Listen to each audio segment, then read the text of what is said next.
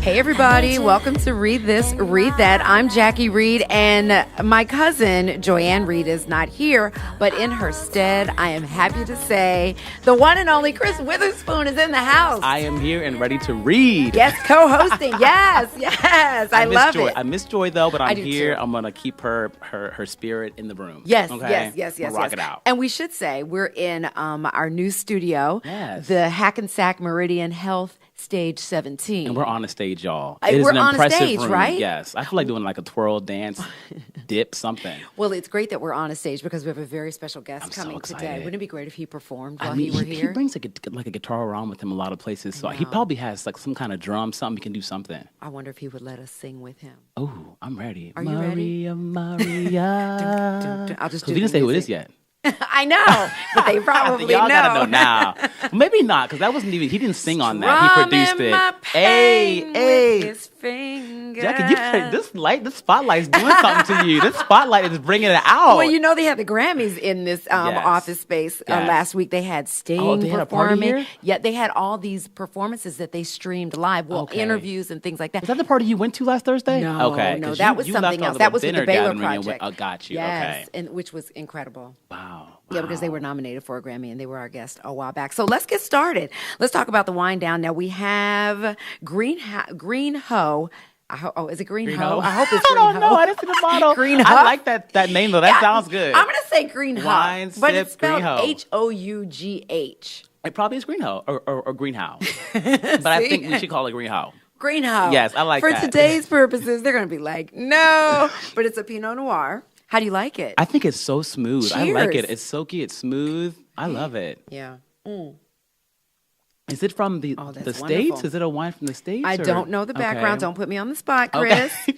You know, trying to be bougie. I don't know about story. wine. I'm trying to be bougie. This is a substitute wine because let me read my cousin. Okay. So we were supposed to have another wine, and Brianna, our producer, because I was at 30 Rock, she was like, go into Joanne's office because she's not here today. Okay. Grab the wine that's on her desk. Grab that Green Ho. She had no, it wasn't supposed to be this. She said, there's wine. She said, if that wine's not there, you also have the choice of the sparkling rosé that's in her refrigerator, right? So I go to Joanne's desk. The wine's not there. And the sparkling rosé is not in the refrigerator. No. I don't know where it is. Okay. Maybe Joanne took it home. I just love that she has that sort of stuff normally in her office. That means the world to me, Joy. But I had to go through her things, and I had to find another bottle of wine on the shelf, and so it's the Green Ho. Okay. I like it though. It's perfect. So Green Ho came through. The Ho came through. Green Ho, you better show and prove. Okay. So this is where we do the wind down, where Joanne and I really talk about our week and what's going on in our lives. I'm so excited for this. You know, so I'm going to start off talking about my birthday celebration, which was fabulous. I had such a great birthday. I had champagne pretty much all day. I pampered myself. You know, went to the spa, hung out with my sister, my boyfriend. And where was this again? This was in... yesterday was my actual birthday, but it kicked off this weekend when I went out of town with a group of my coworkers, and people kept teasing me, all my friends, saying it's going to be the Get Out weekend because I was the only black girl. I saw that text where you said Get Out weekend and I screamed. That's the perfect phrase. I was the only black girl. And you know what? I have to say, I was like, I don't know how I feel about this. I mean, y'all went skiing, right? No, well, we went to a place where we could ski. Okay. They wanted to go tubing outside, which is something that I have never done and I did not want to do. We ended up not doing that. Okay. We ended up really having a nice time, but it was so interesting being the only black girl because I'm like, haven't you ever been out? I don't know about you, but I've been out and I've seen that one black girl with a group of white girls. And I'm like, all of us in this world in the media have experienced that. Yeah. And I was looking, and I always look at that one black girl in the group like, is she down with black people? Does she want to be the only one, or also you know? And so is she like really like all of her friends? You know, does she not have a black card kind of thing? But we know I have my black card. Child, so I went to HBCU. Let me tell you, I went and we actually had a fabulous time, but we had a lot of funny moments because we were in a home that my co-host owns with her family, and it was in the middle of nowhere. sitting on the lake. And when I say woods everywhere, I was like, okay. And before, like, we were drinking up late, but there's nothing on the windows. Everything's open. Nature's all around you. And I'm like, okay, are there bears here? Do I need to be concerned about that? I feel like folks don't think about. Right. And when it was time to go to bed, nobody was locking doors and windows. I was like, what is happening? I'm the one that's going to live. I always said that. I'll be the one to put something in front of the door. Yes. I'll deadbolt my lock in my room somehow or another. I'll bring a lock from the 99-cent store and put it on the lock if I have to. I'm going to be the one to live. Let me tell you, I'll be the one talking to all the reporters. Yeah, they came in there and they don't know what happened. I heard some noise, but I didn't dare open that door. I climbed up through the attic and went up through the chimney and sat on the roof. Jackie, see? Yes. I will be the one to live, okay? Yes. Let me tell you, and my boyfriend was laughing with me, but when I was packing. At least you brought a man. Did he go with you? No, he didn't go with me. Say, I couldn't. It was a girls' weekend, but I took a metal nail file with me. Yes, I did. Yes, I'm telling the truth. And I slept with that bad boy. Listen, I was like, y'all white girls not going to get me killed. I was like, we are locking the doors. And they were laughing at me. I wish you could have like a Facebook Live of it all going down, like you in your room at night. Hilarious.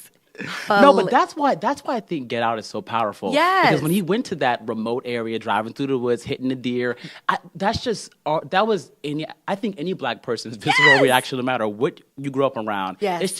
It's a foreign thing to us to be in the woods for fun. In that way. With bears all about and such, and lions and tigers and bears. That's just a foreign concept to us. That's what that film, it was a horror just in that for me. Just riding through the woods, going to some log cabin with folks you don't know. Yes.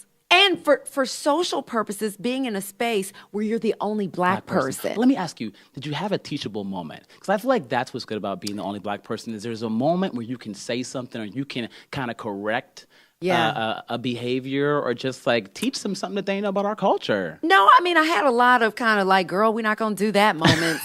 You know what I mean? But just kind of like a quick correction because I work with all of them. So we have a lot of teachable moments. We've had a lot of conversations about race. So that's happened. I mean, did you wrap your hair at night? I did. Okay, see? I did. I wrapped my hair. And the one thing that was me and a girl next to me. Our rooms were on the side of the house where I don't know what was going on, but there were a lot of bugs. There are these things called water bugs, which are about the size of a quarter, and they have a lot of legs. I would have called the exterminator. I would have called 911. When I say I was up all night. No, Jackie. I was so... You should have brought one of them little mosquito nets. I wish I had known. They call them mosquiteros in DR. You should have brought like a little mosquito net, tucked yourself in. The next time I go, I'm going to give you a hazmat suit next time you go. A little hazmat suit. Let me tell you, at first I was scared to kill the bugs, right? Because I'm not a bug person. Who wouldn't be? But after I was like, I had to go into killing mode. So I was killing them, and then I got Reid. It is. I got Reid, and I sprayed every nook and cranny around windows. I'm sorry, where'd you find Reid in a log cabin in the middle of the woods? It was in the laundry room. No. And you went looking for it in the laundry room. I went looking for it. I was like, somebody has bug spray. I'm done with you. I sprayed, and then I got rid of those bugs. No more of them were coming into my room because it would sound like a helicopter flying across the room. No. So then there was an invasion of ladybugs in my room. I didn't sleep all night. No. And they were like, if you turn the light off. They didn't get in the bed, did they? Let me tell you, when I woke up in the morning, I finally drifted off to sleep. When my phone was right next to me, on the pillow next to me, there was a bug sitting on my phone. No. See, I would have slept the next night like in a tent, like a cocoon type thing where I could have just enough air to breathe. But fully encased. I would have been in the car. Yeah. But see, was it one night or 2 nights? It was 2 nights, but the first night I didn't know about them. So I turned my lights out. I was oblivious. So the second night they were all in my room. It was crazy. No, ma'am, I couldn't have done it. So wait, okay, let's get your wind down. So I survived. I survived my Get Out. But you are trying to teach your 6-year-old son about Black history. Why is this a problem? So he's 6 years old, and this month, like leading up to February 1st, I was like, this is Black History Month. He's in this phase where he's learning about the presidents in school. He's learning about what's happened in this country, but they haven't introduced like the truth about Black history. And it's one of those things, it's like you want your child to know, but he goes to a school where he's one of the only Black kids in his classroom. I don't want him going to school on Monday after I tell him who Rosa Parks is, or, he knew about MLK this year for the first time, but I didn't really tell him all of the nuances of what he went through, why they had to march. I don't want him carrying that burden quite yet, but I feel like it's time to be educated. Right. So I'm trying to find, if you guys are listening, please tweet me. There are probably children's books out there. Yeah, but I want to find the ones that are honest, that are telling the true story. I don't want to water down, but I want him to also go to school in the morning on Monday and not be mad at folks. You know, I can see him at school. Well, you know, your grandfather told Rosa Parks she had to go to the back of the bus. Or, I mean, Black history, it's empowering now, but when you really unpack it, it's hard. It's hard to learn about. Well, that's why the best thing that he has for him is an African-American father, because you can balance out what he's learning in school and what he learns in other, you know, in the media with what you know, what you've already learned. And you can make sure that he's learning, you know, because they're only going to give him a piece of it in school, but you can round that out with your knowledge. But it's so hard to like explain to a kid who's brown or Black or brown that at one point in this country, people that looked like us were in shackles. That they were brought here on ships. Some people died, and then they came. But it's like such a burden. Like we have to carry that burden in this country to know that we were brought here on, you know, dishonest terms, and for so many years, that's why we have Black history, is to honor the folks that shattered that glass ceiling. But what about thinking about this? That look how far we've come from that. We went through that. And it was, you know, incredibly crippling for us as a people, but here we are today. You know what I mean? I'll never forget the most powerful moment for me. I almost cried. He was like 4. Or he's 6 now, so he was 5. But it was during the election process, and Obama was president, and that's the only president he's known his whole life, a Black man. Right. So the nominees were like on stage one day. I was watching a debate at night, and it was like the Republican nominees, and he was like, "Papi, they can't be president because they're all white. The president's Black." I was like, Andres, well, so here's the real tea. He was the first Black president. Normally, that's not the case. There'll be other Black presidents, but right now, the nominees are going to be white. Right. But it's like he's grown up in this very empowered world. So it's almost harder for me to take him back and show him this part of history. But I'm going to do it. I'm going to do it. Because, listen, I grew up in Atlanta where, since I was a child, all I knew was an African-American mayor. You know what I mean? All I knew was going into certain neighborhoods, affluent neighborhoods. You know, like I grew up and I went to a high school where there were affluent African-Americans, where, you know, it was, you know, people's parents were doctors and lawyers. I mean, my family was not, but I was around that. You know, Atlanta is that kind of town where you go into, you know, you go into a Four Seasons hotel, and not only are there Black patrons there, but the management, you know, the people that are in management, and that's throughout Atlanta. So I grew up with that pride. So I think that empowered me because I also, you know, every year, because the King Center is in Atlanta for the King holiday, we had the day off from school and we participated every year growing up. And I think my son growing up in New York City will be the same. Like he's around people where diversity is like, it's a must here. It's embraced. People are empowered. I grew up in Ohio, where I was in rural Ohio. So I remember in first grade, reading a book about Rosa Parks with my mom one night, and going to school the next day and riding that bus. I sat in the front seat on first grade. I was so angry. Like I went to school. I went to school. I was a little bitter the next day, and I can remember like thinking, "Oh my God, I can't believe that humans were able to do this." And I almost like sat in the front of the class and worked harder because I knew that at one point I couldn't even sit in the front of my classroom. And that's why young people need to learn this. And that was first grade. I mean, I know 6 is, I know what you're dealing with because he's so young, but he, you know, just little by little. I decided this weekend I'm going to try something, y'all. I don't know what it's going to be. That's good. But I'm going to either go to a library and find a book or just find a fun way. I was thinking even doing like 28 days of Black history emo. What about the African American Museum in DC? Isn't it a shame we don't have anything here? I know. New York is a mecca for diversity. How do we not have some kind of little small African American history museum? I don't know. But I'm going to pack the car up and go. I'm going to do it this month. I love it. I'm going to do it this month. I'm going to tell you all about it. He's going to come on this podcast and tell us what he's learned. I'm going to bring pictures. I'm going to do a little photo essay. What's the everything. baby's name? Andres. Yes. I love that. Okay, rolling the R. I love it.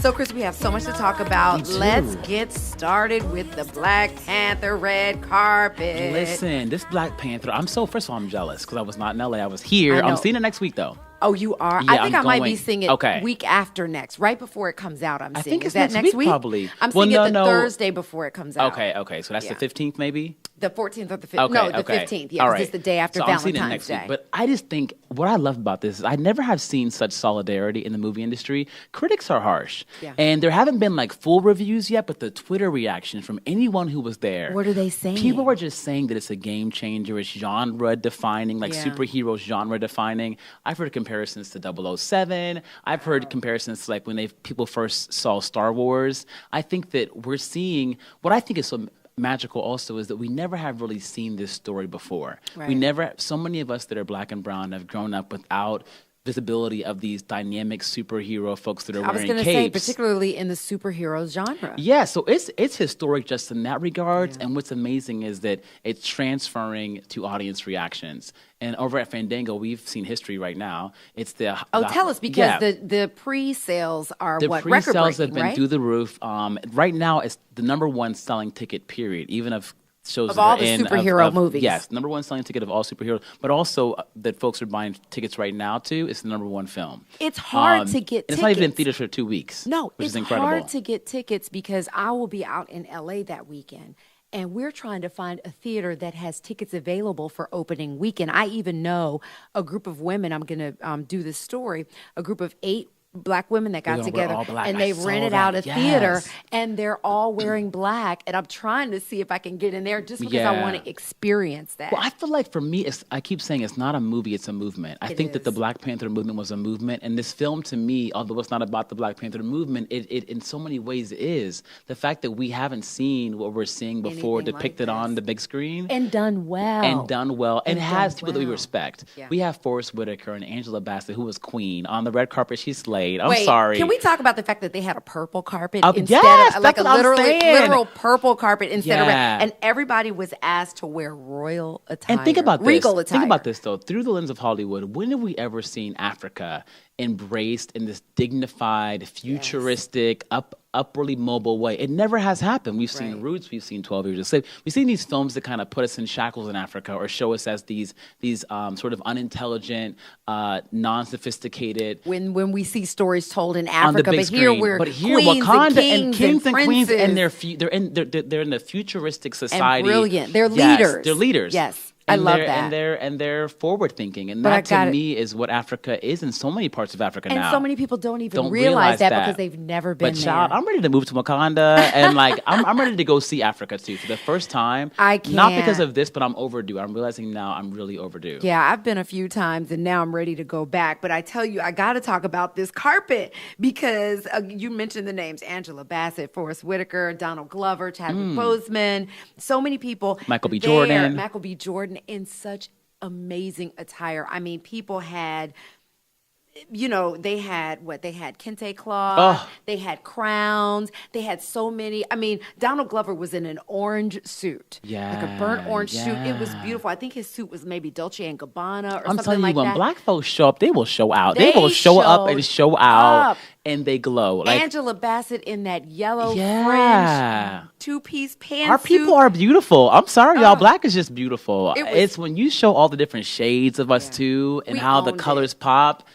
Slayage, just complete and utter slayage. Added to the excitement about this film. But did you hear about this rumor? And I didn't get to tell you this but that Beyonce could be involved in the Black Panther music in some way. There's this rumor going around based on the fact.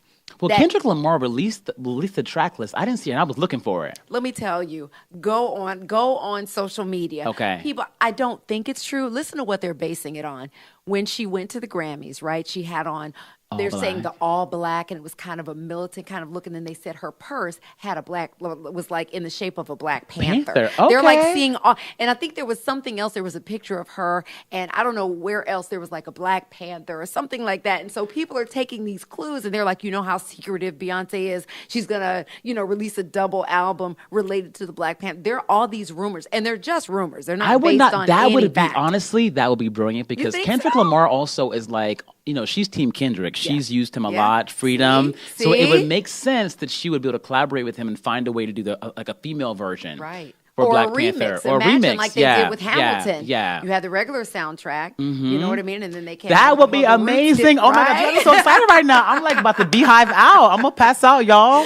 This is too much, Jackie. You can't be putting these kind of bugs in my head before the weekend. Well, before the weekend, speaking of the weekend, let's talk about Justin Timberlake about to perform at the Super Bowl. Okay. I mean, let me tell you. I know. Put the hair back. My fake hair, You're y'all. gonna put the hair back. Because I have to say, when they announced this, and I really do like Justin Timberlake, but the fact that they are bringing him back, and this is not new. I mean, I've talked about this before, but the fact that they're bringing him back to perform at the Super Bowl after what happened with Janet Jackson and the whole wardrobe malfunction and how she was treated in this industry after that. I mean, her Grammy performance after that canceled because of this. And he really saw none of what she saw as far as the shade from the industry. And now he's going to the Super Bowl. I think when I think about where we are right now with showbiz in general and like this sort of awakening is happening with Time's Up, this is the prime example of how a white man can get rewarded for bad behavior. And I'm not saying that he necessarily knew what was going on. There's allegations out there that he was aware of what he was doing when the whole nipple slip gate thing. But it's just unfortunate because Janet, like you said, was punished. Sales suffered. She was sort of blackballed in a sense from the music industry and from TV appearances. Yes. So my best advice to Justin, and I've been telling everybody this, the best thing would be the floorboards to open up in the middle of his performance, smoke, everything, fireworks, and Janet just pops up. Yeah, she pops up and does some little number. Maybe they can do like a Michael Jackson tribute in the middle of it or something.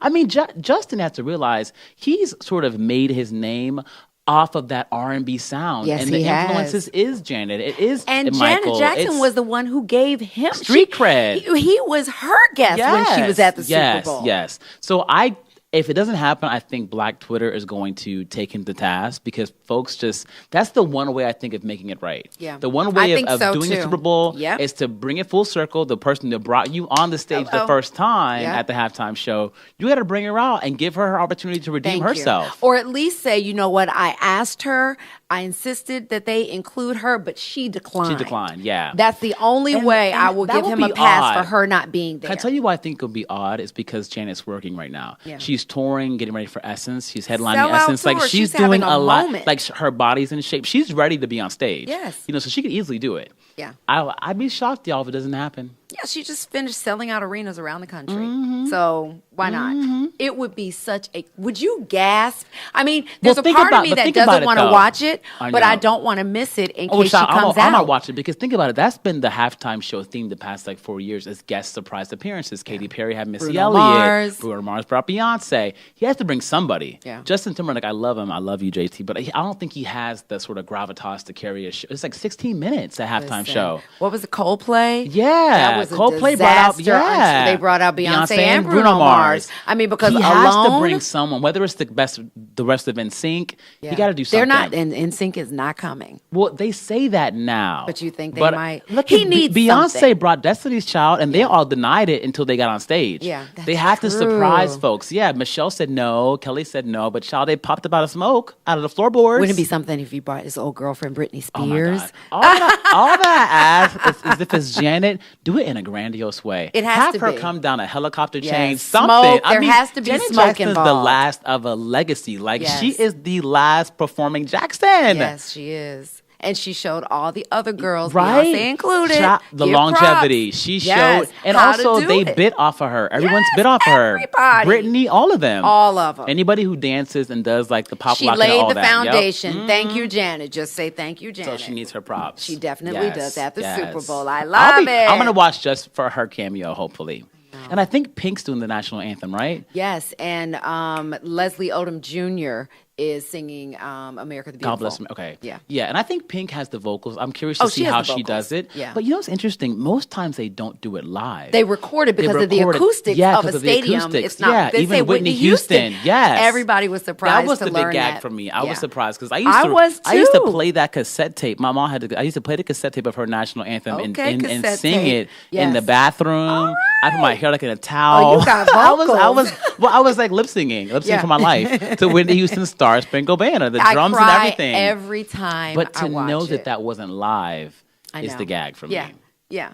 Yeah, but it you was her can't voice. do it, I think. You can't. Acoustically, it reverberation. does not work in a stadium. Yeah. You cannot do it and do So it I want to well. watch to see Pink lip sync. I know. Or sing to the track. Listen, I'm just glad they got the brother in there, Leslie. Yes, Odom Jr., Leslie. who And I he's love. talented. Yes, from Hamilton, Yeah. for those who don't know that name. And he has a jazz album out. He's incredible. I want to see him do more. I want to see He him does get... a Nationwide commercial. Oh, he does? Oh, you better get checked. Nationwide It is on your side. Hit the nose, child. Hi, this is Joyanne Reid from Reid This, Reid That. And Casey James Slango from The Good, the Dad, and the Ugly. We just launched the brand new OG Podcast Network and wanted to let you know that you can hear ours and other great shows by going to ogpodcastnetwork.com. And be sure to follow the network on social media to keep up to date with new shows, videos, and live events. That's at OG Podcasts on Instagram, Twitter, and Facebook. Or you can subscribe to your favorite OG podcast wherever you get your podcasts. So this man really needs no introduction, but let me just say he's Grammy Award-winning music icon, founder of the Fugees. He, of course, created hits like Maria Maria, 911, Hips Don't Lie. I could go on. And we're also going to talk about his wonderful other half, Claudinette, his wife. So we're going to talk about her too. But the one and only Wyclef Jean is here. What's up? How you doing? I'm good. I felt when you started going on and on, I felt like going on and on and on and on. We were just saying earlier that since we're on a performance stage, we were wondering if you were traveling with your Guitar or with something. A guitar and I some type of musical? always have like gadgets with me. Do you? There's so many Yeah. stories out there about you showing up places with guitars. and They're singing. not lying about that. Guitars on airplanes. I always have my computer Yeah. and my I'm like a walking portable studio. I love See, recording that's how it that. needs studio. to be, though. You never know when Yeah. you're going to get inspired. Yeah, the minute I feel it, I just lay it down. Yeah. Yeah. Have you ever been in a situation where you could get up on stage and like join in a jam session and you're like, I don't know, not intimidated because you're Wyclef, but just kind of hesitant. You got to stage fright get for a involved? second? Yeah, I'd probably say the only time that happened to me, it happened to me once when I was Prince was renting a house in California. Remember when he rented the house and then he had the jam session. He used to have those house And, parties, right? Yeah, he used to throw the house parties. And then he invited me. And it was crazy, right? Because that's one of my idols. Like as a musician, it's like the only reason I play 15 instruments is looking at this guy and like, who is he? And I just remember like that jam session. Definitely jumped in, but it was like a bit surreal, right? Because You're with Prince. yeah, you like, yo, this is Prince, man. You know what I mean? Then I had to catch myself. I was like, I'm good. I'm from Haiti. It should work out. Then he used to text folks like in the middle of the night, like midnight and stuff, to come to his parties. Yeah, what was cool about Prince, and every time that I got to see him, and it makes me understand, like, the most important thing to me about me is the craft, the musicianship, the art, the fact of loving what you do naturally, and that's that space that got you to where you get to, right? So once you forget that, then it's over. So what I used to love about Prince is, he'll play a big arena, right? And then like 2:30 in the morning, he'll show up in some joint like with 250 people, take the guitar part up, and the band just appears, And that to me is like some of the most amazing footage in my brain, like to have seen that. Wow. Yeah. Wow. Well, let's talk about a little bit more about you and your career, because are you about to go on tour? Yeah, definitely. We after trying to become the president of Haiti. Yes, And, there was that. was I talking about this about Dave Chappelle, but we get to that in a minute. Ooh. But when I came back in the industry, things had changed. Because like before I left, the last record I did was Hips Don't Lie. Wow. For Shakira. Shakira. I Yeah. like wrote that. And and I was telling people like I didn't leave like because I was doing bad. Like Right. I was like I broke like it's like over 100 million records of breaking charts. And when I saw like what was going on in Haiti, I was like, man, this is not what I want my legacy to be like the guy who made people sing and dance, and that's it. Right. But when I came back, the whole landscape of music had changed. Like How so? it changed because we was entering a new era of sonics, a new era of sound. How my daughter was listening to music was starting to be different because more of the electronics started coming into the music. So whether if it was hip hop, EDM, country, there was something like you could always feel like a surge, right? So with the 90s hip hop, you know how we had the boom bap? Yeah. And you could, people, when we was the 90s and doing, people like, yo, what's this? Everybody doing the woodpecker, Right. Like I came back, the bounce was different because my daughter's hands was just coming down with the bass. And it was like, Daddy, this is what we do hey, you're like, yo, you got what's it down. going on here, right? You're like, yo, what the? And so me as someone who's just a nerd of studying music, I went to Sweden, spent some time with Avicii. And was just learning about some of the sonics. And then when I came back, I partnered up with a small label called Heads Music, a completely independent female label. And the idea of this was I wanted them to work with me on a tech invention. They was like, yeah, we'll do it, but you have to partner up with the label. And we want you to do what you did for Beyonce, for Lauren, for certain artists. But we got all these young girl and guy artists ready to go. Man, let me tell you, I fell in love with some of the art that I saw because this was incredible because it wasn't big numbers on the internet. It was artists that was focused just on the raw craft of just being an artist. So in partnering up with that, the first thing I did was an EP. The EP was called Juve. Now this EP, it targeted towards the kids somehow found it. So there's a rapper called Kodak Black. So Kodak, there's a song on the EP called Lady Haiti. So this is funny how things go viral. So now he's one of the biggest young little Haitians in his generation. He takes the song. He's obsessed with it. He posts on Instagram a video of him dancing to Lady Haiti with his mama. It's like, this is my favorite song. I gotta meet Clef. And then on the other side of town, you have another rapper called Young Thug, who decides he wants to name a song Wyclef Jean. Right. And people got to find him Wyclef. That's his idol on his next mixtape. So then this EP called Juve, a song called Hendrix was streaming over 60 million to all this new millennial of this reinvention of what's going on. And then it led us to put out what was called the Carnival 3.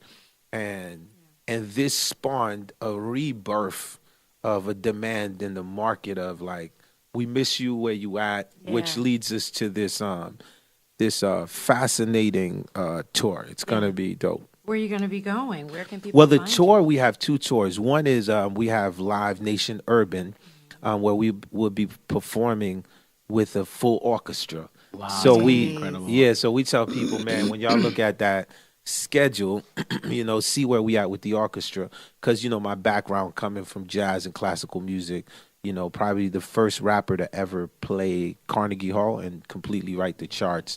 So we have that. The tour's going throughout America. I'm happy because we starting out in New Jersey. Your home. February the Second 9th. home. Yes. Yeah, we're going to be in Jersey. We're going to be at Walmart Theater, real close to Montclair.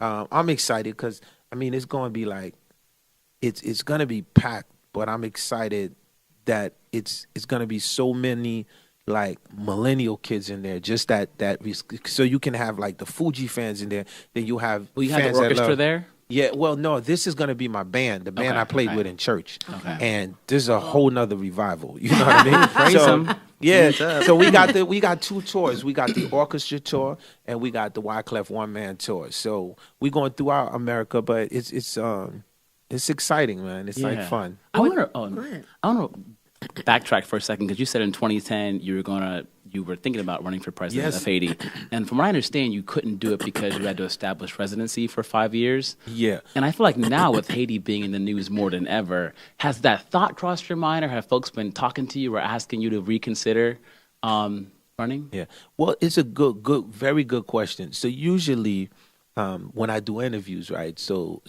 my label, the music side, they be like, "Yo, man, don't ask him nothing that has to do with politics, right?" Okay. Then you be like, hold up, this dude done ran for president. So you mentioned it. You mentioned it. Yeah. You're like, you better be answering that. So to your point, to be definitely. fair, publicist, he did bring it up.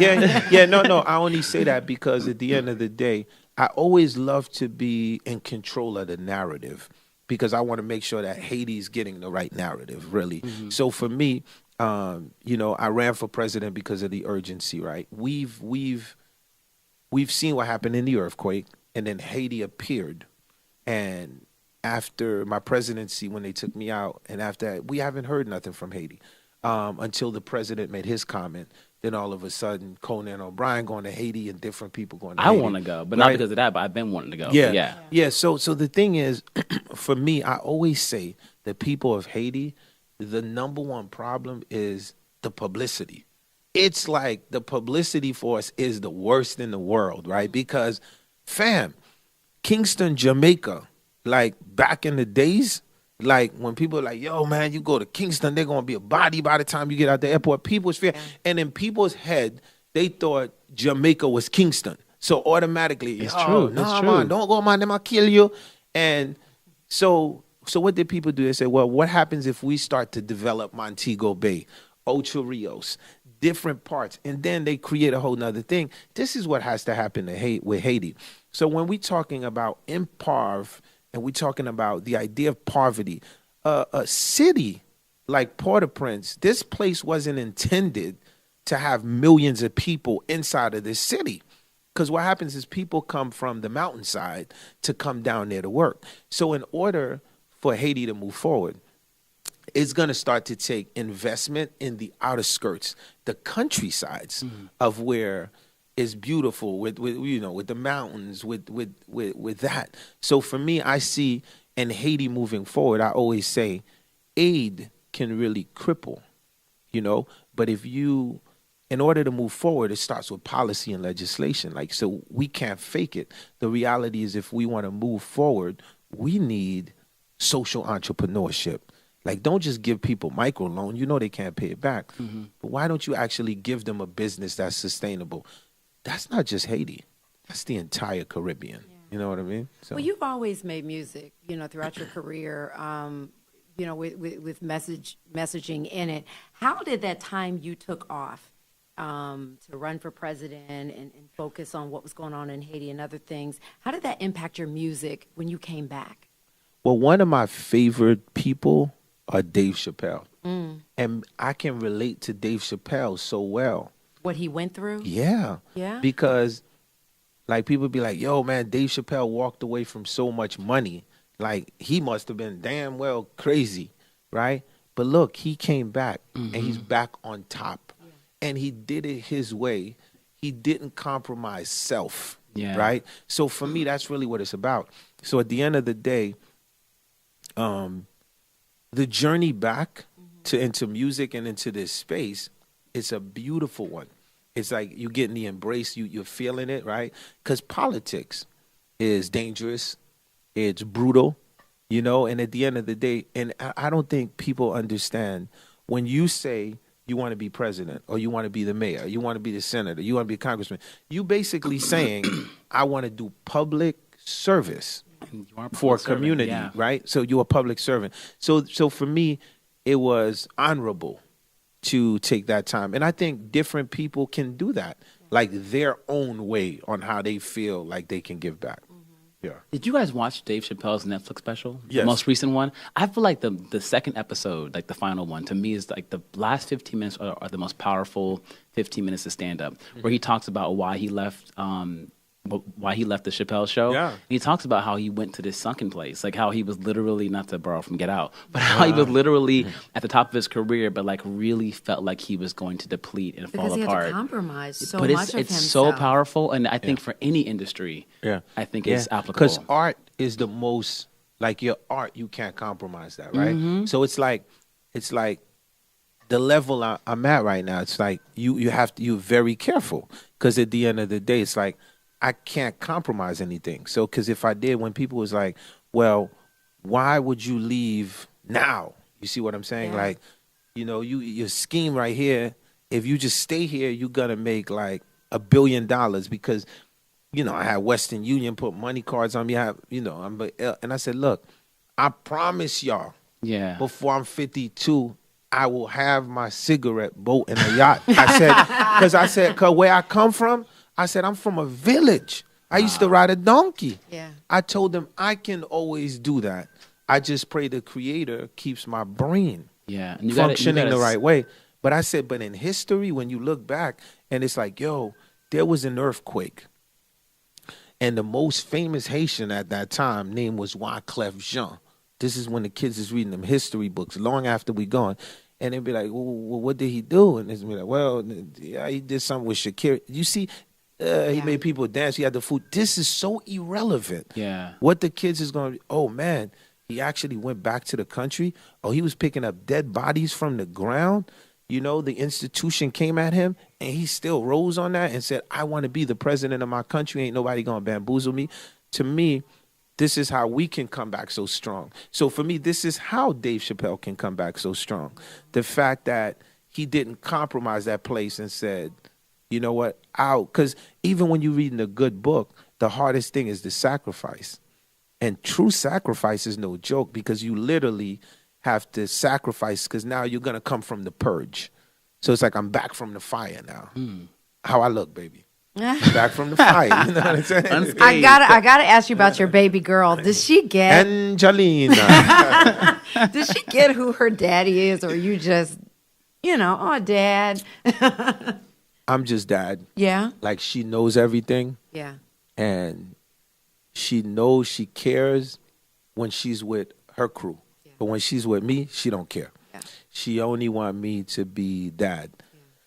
Yeah. Will she be in the business, do you think? I don't know. But I just think the most beautifulest thing is when she, she just says, I just need my dad to be dad. I don't care about anything else.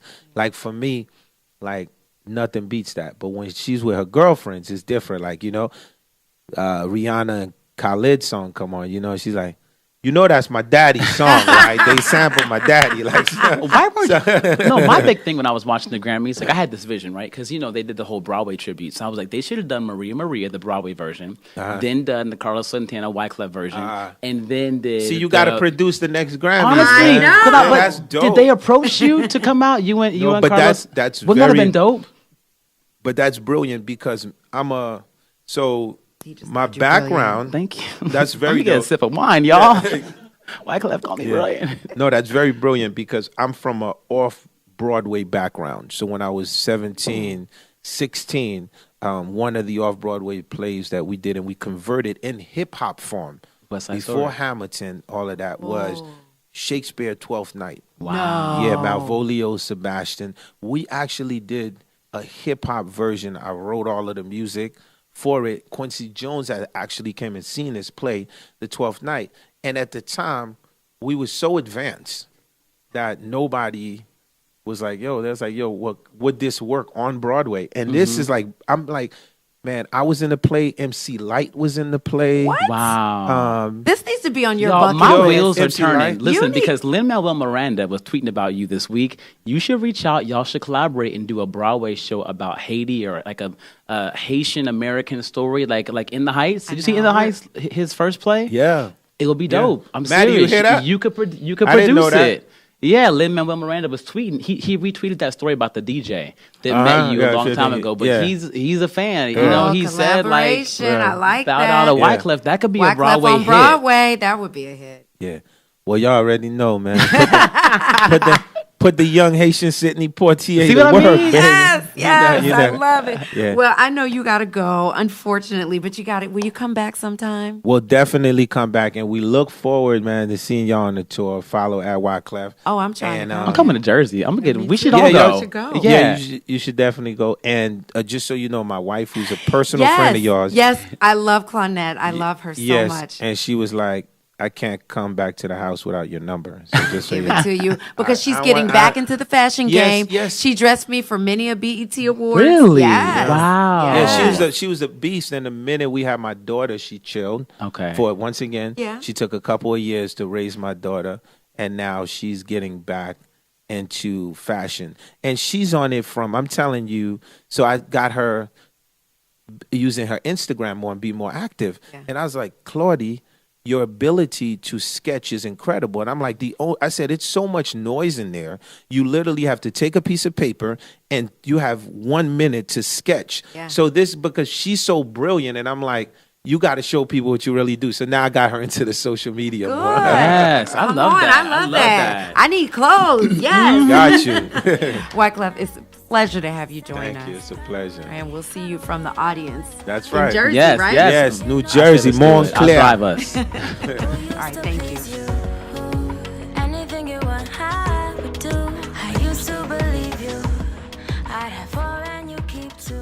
So thanks to our friend Chris Witherspoon for joining us today. You're becoming like a regular. I love it. I'm like an honorary Reid, y'all. I love it. Yes. I love Chris it. Witherspoon Reid. hyphen Reid. Yes. So follow him on social media on Instagram and Twitter. It's at Witherspoon C. And on Facebook, it's Chris Witherspoon. Are you on Snapchat? I am. It says Chris Witherspoon. Yep. Okay. We want to find you now, boo. Ciao. Okay. And follow us on social media. We are on Facebook and Instagram and Twitter at Reid This, Reid That. On Twitter, the last T is missing on the word that. Is Reid This, Reid That. Reid That. I like But we that. love you I like anyway. And be sure to tune in to AM Joy this Saturday and Sunday morning, 10 a.m. Eastern on MSNBC. Joy will have wonderful guests, and I'm sure she'll be reading people all up and down. And yes, and you can catch Jackie on Tom Joyner Morning Show every Tuesday and Friday at 8:15 a.m. Eastern Standard Time. Also on NBC's New York Live weekdays at 11:30 Eastern Standard Time. And if you're in Boston on NBC's The Hub, today weekends at 12:30 Eastern Standard Time. You said that's so country, the hub today. The Hub. All right, well, Chris, this was great. Thank you. All right. Fam. You'll be back soon, I'll be I'm back. sure. He's like one of us now. All right, well, that's our show for this week. Make sure you tell your friends to download our podcast, subscribe, follow us on social media, all that stuff. Come and support this Black Girl Magic. Bye. I need you. Who used to please you?